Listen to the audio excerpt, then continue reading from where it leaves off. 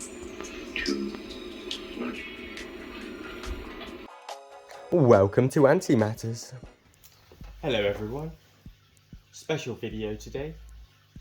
What I'd like to do is an unboxing, and at the same time I'd like to discuss what the plan is for the year coming up. It's still about 3 months until everything wakes up from hibernation, but I'm super ready. And let's get down to it. So here, got some white PLA, but luckily it's not, but I like recycling as well.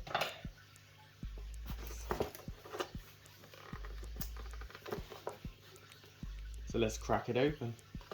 Let's open her up. We've got quite a few things this time. Let's go through it. Let's go through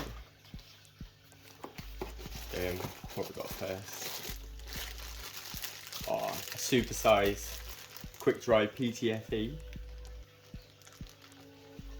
I got this mostly for the Fidoles because they're escape artists and I like to apply their barriers all the time. So I'm like burning through the quick dry PTFE at the minute. They haven't escaped though, which is great. It works. So I got some upgrade ports. This is for the Tetramorum bicarinatum.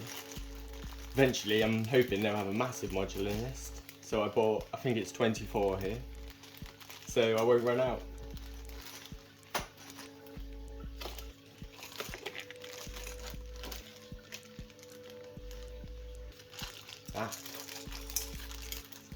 This piece here is an extension for the outwards from Wakooshi. So you can have 2 ports on one outward, and I thought it'd be interesting eventually when I need even more space for the Tetramorum bicarinatum to maybe pop on another outworld, or I'll just stick another little nest in there. But it's just a piece of perspex with a nice little port and a port cover. So I've got some drinkers as well. This one here will be for the metas. This one here I think will be for the Fidoles, and these 2 will be backup spares because you can never have too many drinkers.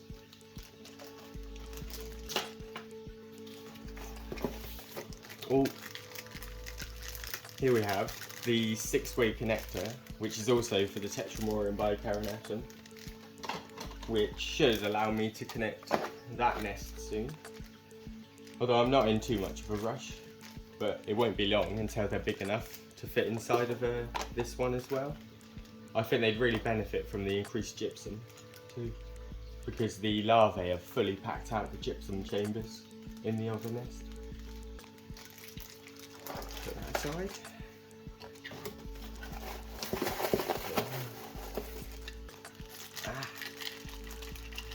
Here we've got a S2 starter module. I'm not sure what I'll do with this yet. I've got a few plans. First, I might give it to the Yeensis because they're growing quite well. Although I'm kind of leaning towards giving them a DIY setup because I've got one ready to go. And I think they'll really enjoy it once they're big enough. Yeah, I think I'll pop them in this big one here. But that's a long time away, that. Maybe next year.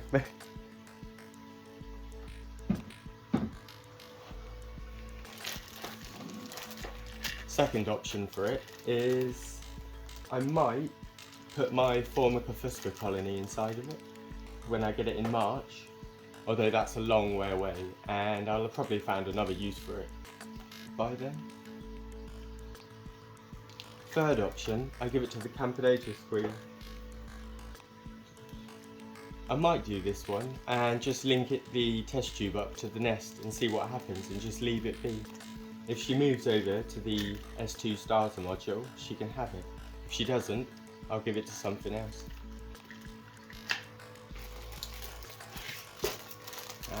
To go with the S2 starter module, I also got a little S1, I believe, outworld to go with it. in a little set. As you can see, it needs construction, but I really like these little outwards. And I'm not really sure what I'll do with it, but it's nice to have a spare outward available.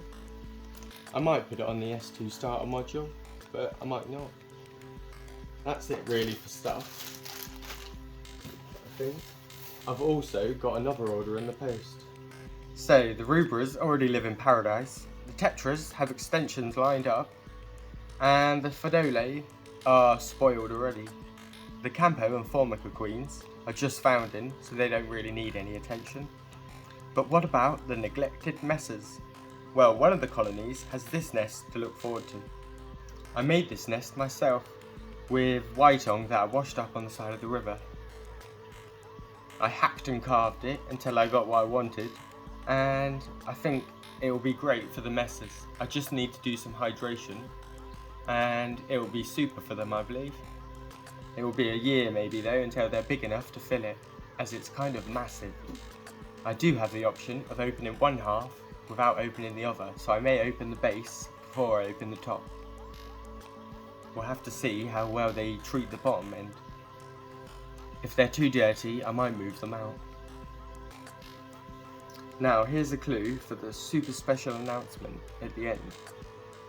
I've got a Wakooshi Weaver Outworld on the way, with all the trimmings, feeding, water accessories, substrate.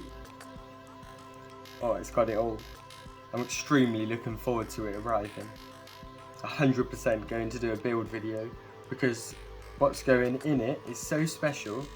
The Outworld's going to be a huge factor in the growth and I hope success of this colony. Time for a reveal anyway. I have lots of dream species. Some species, like Formica, I definitely always wanted fuscas, but others I don't mind.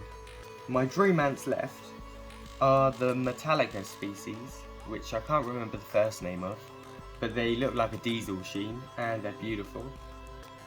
A leaf cutter, preferably Acromyrmex, because the atters, they're just described as going nuts and filling whole rooms, and eventually you have to give them to a zoo.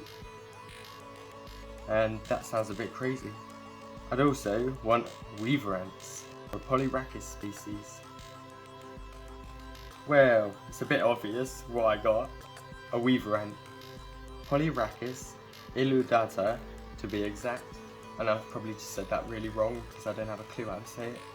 Information on this beautiful hairy ant is very limited, and it's all contradicting as well. I'm not sure if it lives on the ground, or up a tree, or in a branch, or inside of a dead tree, so I'm going to try all sorts of things really. Inside of rotten trees seems to be a good lead, I think, at the minute. I happened to speak to Antantics the other day, who also has a queen of this species, and he said he had great success at 27 Celsius, so I intend to keep them at 27 Celsius. It's a small detail, but it probably saved me months of trial and error, so thank you. These are my first weavers, and I'm pretty nervous. I always get nervous when I have a new founding queen though. Anyway, thanks for watching, and I hope you liked this update. I'll see you next time. Bye!